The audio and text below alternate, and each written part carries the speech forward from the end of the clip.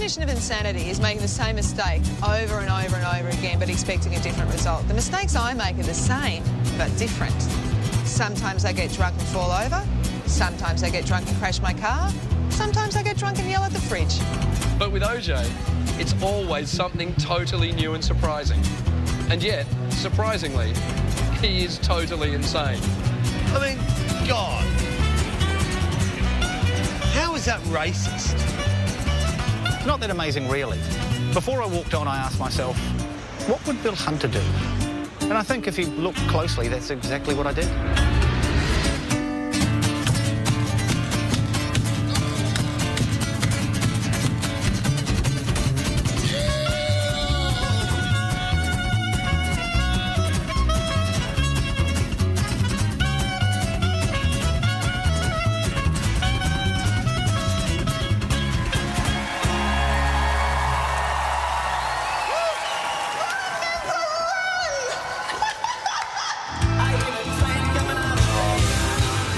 Doubt, his most overlooked song. Certainly most fitting. No, what would be fitting would be if Paul Kelly had written a song about helping out a mate, and then that mate had paid him back by selling his reputation.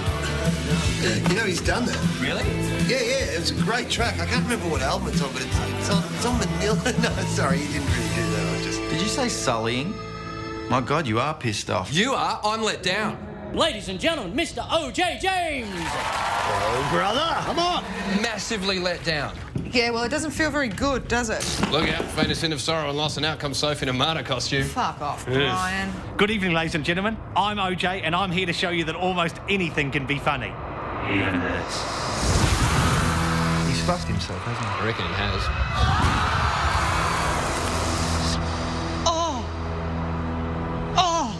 That was the most incredible thing I've ever seen on television. Possibly the most incredible thing I've ever seen, full stop. I can't process what just happened. I mean, I can't believe he did that. He must be spewing. I had to fight to get him that gig. Oh, Jesus, can you imagine what the press are going to say? They already hate me because my show doesn't have an ending. Brian, cool it. It's not like the newspaper's going to say, last night the television code of practice was thrown out the window by a crazed lone comedian. But the real bad guy here is, Brian, I don't have an ending for my show, Ibsen. Good point. I think this is the first time in history anyone's actually used publicity to make sure no one came to their show. Or came, but came armed. You know, the weird thing is, I kind of feel left out. Know exactly what you mean. Yeah, as stupid as what he did was, I wish he'd asked me to do it with him. Would you have said yes? Hey! Well, no, but, you know, I would have been completely offended. But that's not the point. You could have at least asked. I'm not going to be allowed back on telly again. Well, there you go. Winner, winner, chicken dinner. No bad news here. Come here, you maniac. It was a bit full on, wasn't it? Very. That qualified as very full on. Are you okay? Not according to the TV executives. They seem to think I'm very un-okay. Oh, fuck him. I'm proud of you, man. Do you think I fucked my show? Yes. Without any shadow of a doubt. In spades. Yeah, but we are still proud of you. Oh, thanks. I think. It went a bit off the map. Off the map! What did you have planned? Oh, you don't want to know. Are you okay? Oh, fuck off. Of course he's okay.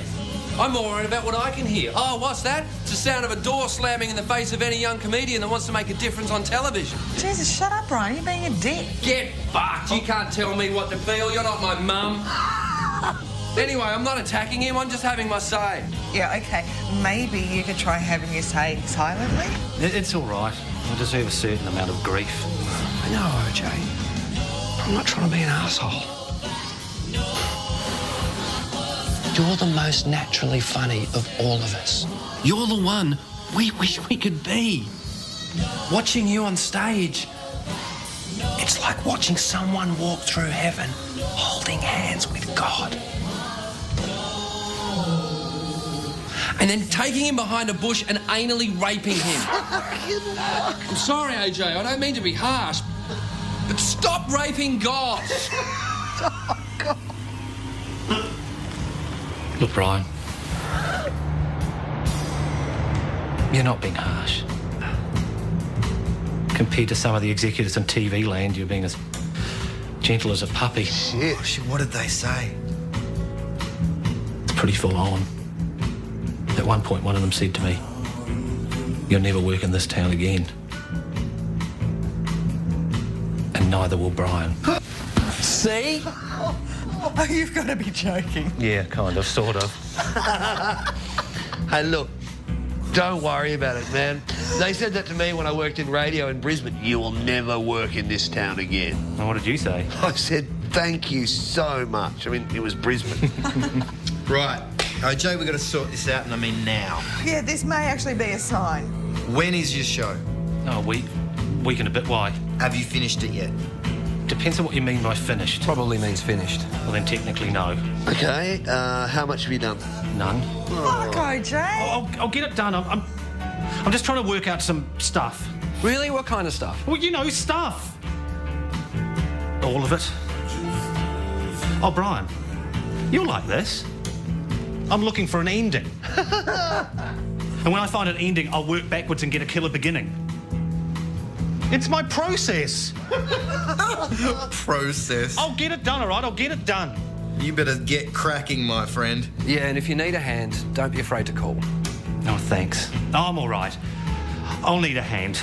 Don't call me then. No, me either. I'm really busy. Yeah, look, I'd like to help, but this friend of mine, he's got this, like, crate. Yeah. OJ, the main thing, if you want help, just ask. We won't help, but feel free to ask. Yeah. Oh, thanks, guys.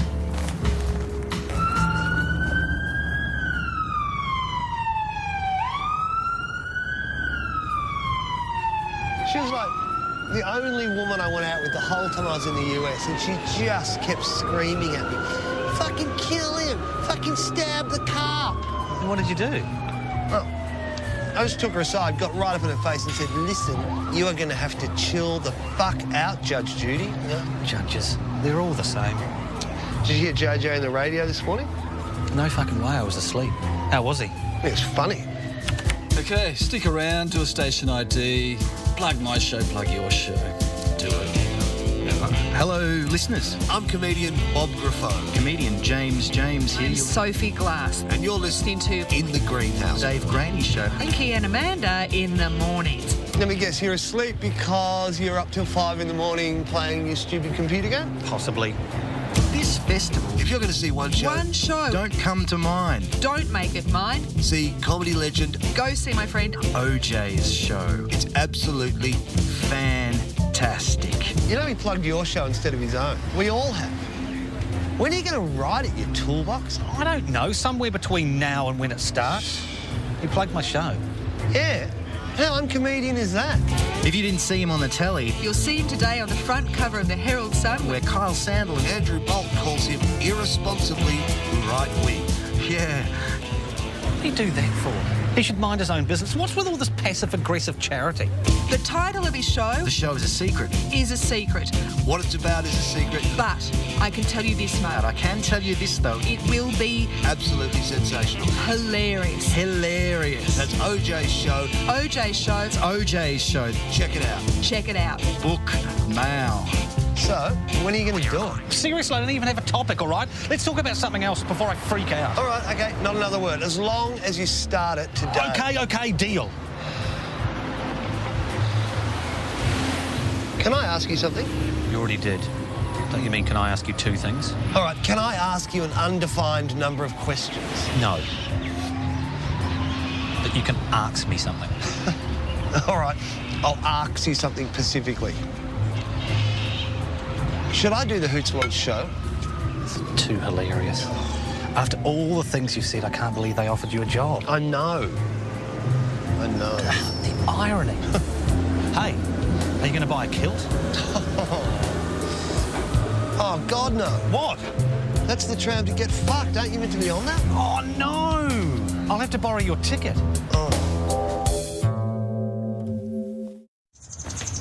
So you're going to record this, or are you going to write this down? Tape deck. Old school, I'm impressed. Yeah, it's a record button and a play button. You press them down at once. Yeah, the play is like a triangle. Yeah, got it? It's been excellent. No, I do a lot of articles for student newspapers. A lot of my audience are students. I think the articles end up being more interesting than the major papers. Yeah. Make sure you plug OJ's show. It's groundbreaking comedy. You got the date? Yep, me. It was about 7 years ago at the SB in St Kilda. Used to go see comedy there with my uni mates because Bob used to compare. Bob Graffoe. Dr. Bob. Yeah. You're just so weird and different and funny. Oh, by the way, don't go see a performance by Bob Graffoe now. It's embarrassing. It's terrible. Like, oh, it's like watching a drunk uncle spew on himself. No, print it. You gotta print that. You'll love it. Yeah, one year in Edinburgh, Bob and I named each other our most hated comedians in the Scotsman. Yeah, and Stuart Lee named both of us, that's right. Stuart said, James is beneath tedious, and that's in his most inspired moments. No, it worked great. All 3 shows sold out. No offence, but I've really got to say, it's really hard to give funny answers when the question is, when did you start in comedy? I mean, you want to give sort of spiritual or philosophical answers, but you're scared of them writing not funny. And then maybe you want to give funny answers and you're scared of them writing, gee, he's not very interesting, he's always on. So I tend to overcompensate and I start sounding like the Dalai Lama with a funny clown's nose. What is compassion? Hardest job in the world? Yeah, sure it is. I mean, in a big week, I could work like 4 hours talking about myself. Bummer. Yeah, I'm squeezing my nose and making that sound. It's a callback to the whole Dalai Lama clown. Yep, fair enough. Yeah, 2004 would have been the first time. People come up to you in the street and say, oh, stand-up comedy must be the hardest job in the world. It's clearly not the hardest job in the world. I mean, compare it to being a coal miner or a soldier or a Danny Minogue. It's not the hardest job in the world. What? You're joking. Is it spinning? You know, the 2 little spools. Yeah, you press the red button and the play button at once. Yeah. Yeah? That's it. Okay. Yeah. 7 years ago at the SB in St Kilda. Yeah, I was there with my uni mates watching comedy. All I'm saying is, not gonna happen. Yeah, and all I'm saying is it might. Nah, no way. Technically, it could happen mathematically. Ah, Brian's using the term mathematically. I assume we're talking about something that isn't going to happen. Yeah, Brian reckons you could tell a joke that can kill people. Not that I could. No, not you, just someone. Not that I couldn't. Oh. No, not that you couldn't, just that anyone could, but they can't, so... All right, that's crystal clear. Oh, God. I'm just saying that you could kill someone with a joke. Technically, in the right conditions, on the... Do you know what? I've lost interest in this entire conversation. So, what have you been doing, Bob? Nothing. Feeling old. As I never miss an opportunity to say, that is because you are old. Yeah, I mean too old. For what? I don't know. For this. What? For this? Sitting around doing nothing. This is the dream. I mean too old for comedy. What? Seriously, you? Yeah, you know, I used to be like the youngest comic I know. Now I'm like the oldest. What happened there? Or you got older. You know, you got better. You inspired more young people to do what you do. Great. Stick Farlap inside me. Now I feel like a museum. Man, you are serious. Snap out of it, Bob. You're a legend. You, my friend, are a comedy monster. An unstoppable comedy monster, smashing the city like that giant moth. What? You know, the fucking giant moth. Give me the ball. Great. So now I'm a giant moth chewing holes in the jumper of comedy. I think he means you kick ass. Yeah, you are old. But seriously, name one comedian that doesn't envy or respect you. Well, name one who does. Me? Yeah, but I envy you. Well, what about respect? Oh, okay, both. Yeah, it's because you and I are shit hot.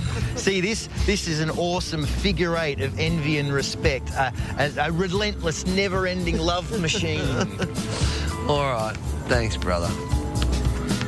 But I still feel old. That's because you are old. Mothra. What? You're Mothra. A mistake of nuclear and biological fusion. Even Godzilla can't kill you. Yeah? Shit, yeah. Just stay away from light globes and naked flames. They might look like the moon, but they're not. Well, thanks. Beers? Are they sports beers? Yeah. Bring it. But what are you going to open them with? Oh, I'll find something. I remember lying in bed with somebody once and she said that she didn't like sleeping with comedians because she didn't want to end up in their routines. I found that a really arrogant thing to say. I mean, not only is sex private, but it's also not particularly funny. And comedians are human and are capable of keeping intimate things private. It just ate at me, what she said. It just ate at me for weeks. And in the end, I wrote this really killer bit of material about sleeping with her just to get the whole thing out of my system. Oh, and we're not married anymore. Hi, you've rung Bob Graffoe. Unfortunately, I've had to use my phone as a surety in a high-stakes poker game, but do leave a message on the off chance that I get lucky. Hi, Bob. I really hope you got my earlier message. I'm here now downstairs, and I really hope you're in there. Really need to get that interview. My editor's getting a bit pissed off that I haven't delivered on my promise. And come on, Bob. I need this a lot. And you promise me, Bob, I'm not giving up. You can run, but you can't hide. Okay, Bob, I guess you're really not in there. So, as they say in the classics, I'll be back. Have a good night, Dr. Bob. Hope that you do get lucky. All I'm saying is it could be a dangerous new trend in comedy. What, working hard? Yeah, or working at all. I've seen young comics with, like, pads and pens writing stuff down. I've seen them rehearse. Oh, hey, what happened with you and Jenny? Nothing. What do you mean, nothing? What about the feature article? The feature article didn't happen. She came around to my place, we took one look at each other, and we both just knew the interview wasn't going to happen. All right, so Mr. Bob, no interview. What happened? Nothing. We just talked. What? Where's the scandal? I saw you two at the club. Bolton doesn't have that much electricity. Look, I thought so too, but apparently she's just a nice young woman. She's saving herself from Mr. Right. Did you know she's a virgin? A virgin? I thought JJ said she wanted to shave the hoot spot. Yeah, but, you know, he wasn't serious. It was just a crush. Did you know she's a Christian? Jesus. She's a Catholic. She's just a nice, moral, young woman who happens to believe that one day soon, 4 skeletons on horseback are going to burn the earth and everyone on it. Thanks for the warning, lady. Yeah. You going to see her again? Yeah, she's coming around to my place next week. I think she's trying to save me. You know, apparently I'm Jesus-y. Burn in hell, sinner. Here? Oh, yeah, one more. I worry for your soul. Did you just say un-Jesus-y?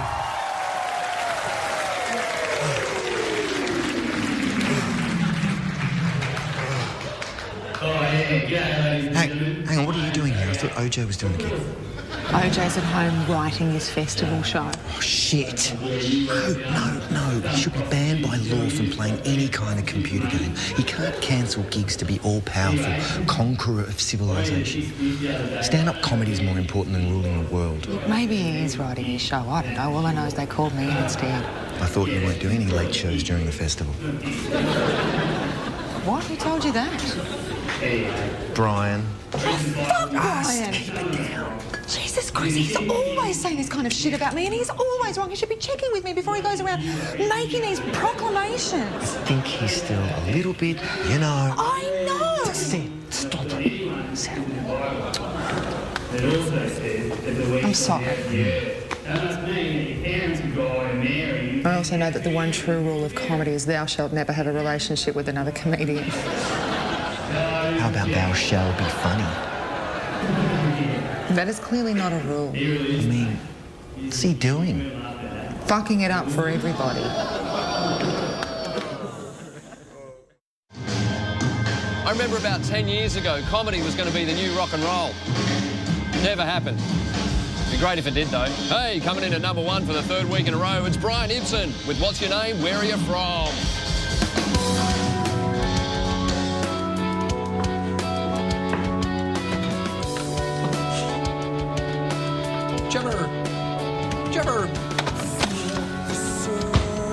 Do you ever notice the closer you get to the thing you really want, the more chance there is you'll fuck the whole thing up? I know I do.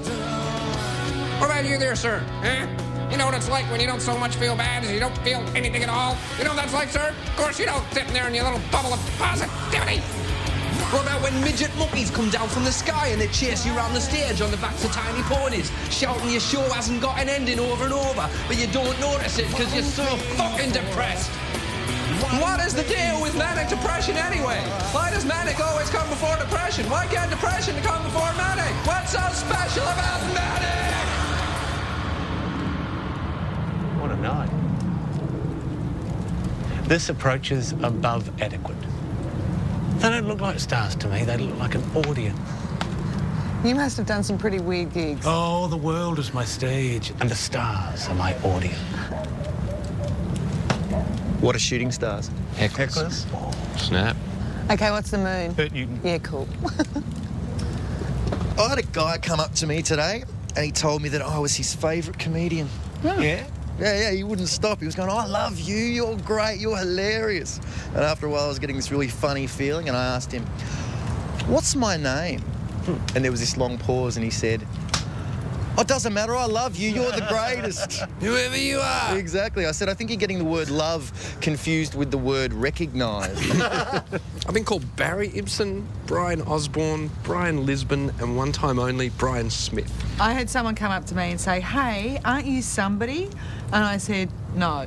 And they said, oh, sorry, I must be thinking of somebody else. Like, no irony, nothing. Oh, maybe he was an American. Yeah. Oh, my fucking God, I've got it. Got what? The plague? The recipe to KFC? No, the idea for OJ's festival show. This is brilliant. You know how they say, write what you know? I can't write a show about stabbing hookers. No. You're going to write a show about civilization. Yeah, come on, it's got everything. I mean, it's obsessive, you practically know the game back to front, and it's funny. Yeah, Civ has been of late the love of my life, but I don't want to cheapen it. It's beautiful, but is it funny? Will it make people laugh? No, it won't.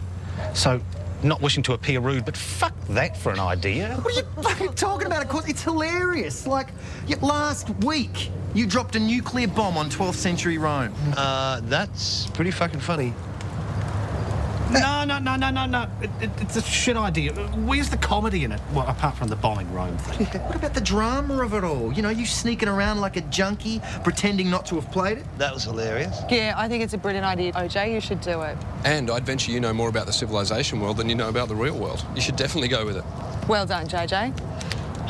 And on that note, it's time for me to go. Why?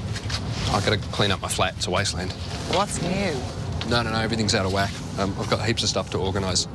Cleaning the whole lot out. Guys. Dick. See you later, cock monkey. Shirt lifter. Thank you and good night.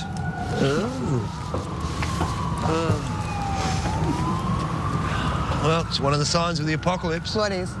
Well, there's the 4 horsemen, there's the plagues, there's the frogs, and there's Brian saying clean up. Oh, well. It's the end of the world. Yeah, well, I'll drink to that. Nice one. So, how many depressed people does it take to change a light bulb? Doesn't matter, the roof's black anyway. Bang! Remember we were doing gigs in Perth? What do you call someone who wants to try being depressed but doesn't want to sink all the way into it? Bipolar curious, come on! And the hotel charged Brian his entire fee just to get his room clean? I'm here all week, try the veal, it's got Prozac in it. All that time at the casino when he decided he hated that guy and blew $3 grand trying to beat him at blackjack. Oh, fuck. I remember you being particularly impressed by that move. My God, Brian is a shit gambler. I mean, I've got nothing against gambling, but for fuck's sake. No, that's nothing though. Remember when it was your birthday and Brian, OJ and myself, we're in Auckland, right? And he wants to get Sophie some flowers. But Brian being Brian, they can't be ordinary flowers. They've got to be some weird ass. They were orchids. Yeah, whatever. So he calls this florist in Wellington. Apparently they don't even have the flower in Australia, and they didn't have any flowers like that in Auckland as well. So I'm going, fuck Brian, just get her a tiki. Get her a plastic kiwi or something, you know. And he calls the florist in Wellington, right? They have the flower, but they won't send it. Why not? Oh, because they're really fragile. You have to handle them with... What about that feeling when you wake up in the morning and you just want the bed to swallow you whole because you don't want to face anyone ever again? What's all that about? So Brian gets on a plane to Wellington, buys the flower, takes a plane to Melbourne, smuggles the orchid through customs, right? Places the orchid ever so gently on the doorstep of Sophie's house, then gets the next plane to Auckland for that night's gig. Total cost to Brian for being romantic? Ching, $5.5 grand. Don't you hate it when you got a feeling in your guts that your friends don't so much like you as just tolerate you until you're gone? How Aussie's that? Why the fuck hasn't someone told me this story before? This is like the best Brian story of all time. Don't you hate it when you're at a party and you find yourself saying provocative things just to prove to everybody you really are an asshole? Yeah, and we broke up a week later. Still, you know, hope you like the flower. Don't you hate? You hate yourself. Never saw it. I was down the coast. By the time I got back, it was just black sludge in a clear box. $5.5 grand. Nice one. Yeah, nice one.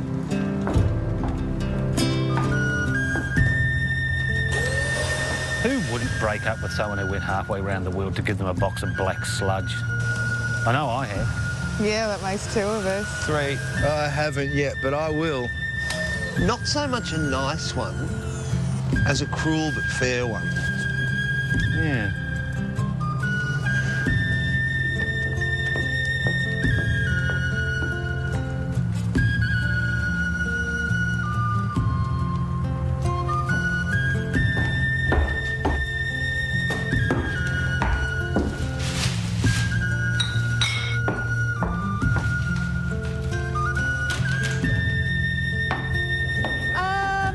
Show will be about relationships, you know, the good, the bad, the ugly, pretty much all the relationships I've been in since I became a comedian. Essentially, the gist of it is why comics shouldn't go out with other comics. It's a warning for young comedians.